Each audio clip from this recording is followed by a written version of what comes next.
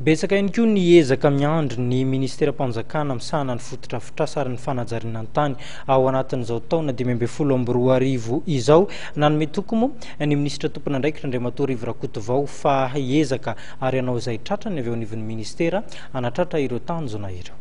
Raha sakana tsy nahafahana nanatanteraka asa goavana mahakasika ny fotodrafitrasa ny taona 2022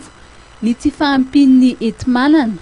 Everina kosa ho ny ministra mpanjakana Rivo Rakotovao fa taona isian'ny filaminana ary ahatongavany famatsim-bola ny taona 2022.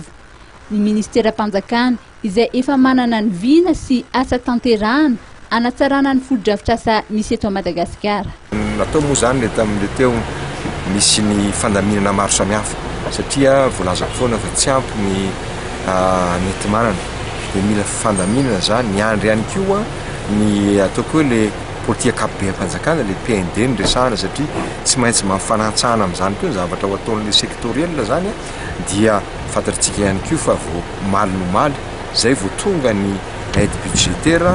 ahafahantsika mihoatra an'izy fa tena andavanandro aloha mety misy tokoa ny aya satria hoe mahantra ny olona sy ny sisa nefa raha milafa fotodrafitrasa tsy misy fandamina ohatr'izay dia fehintsika moa tamin'ny randro ambony zao reny lancement na travaux teto Tananarivo dia isany amin'ny faritra hafa ihany koa izy iezahana vita anatin'ny iray roa volana le flyover resahantsika hoe amin'ny processus vao androany maraindray zao zay mivory tamin'ilay izy dia ho hita eo amin'ny voalohany taona iny mety eny Ambohibao na eo Nosy Zato no ahitsika voalohany zany no atao dia ho atao ihany koa reny tazatazantsika amin'ireny lalana mamokatra tsy ny route nationale ny tenenina akory fa le lalana hafa ahafahana miatrika an'ireny zao fotoana fa ny tena atao zao raha ny maika amin'ny zavatra ireny dia antsika fa favarana ny andro. Arak'izany anisan'ny asa ho tanterahan'ny ministera mpanjakana misahana ny fotodrafitrasa sy ny fanajariana ny tany ny fanatsarana ny lalana eto Andrenivohitra ary ny asa fanamboarana ny lalana amin'ireo faritra mamokatra eto amintsika.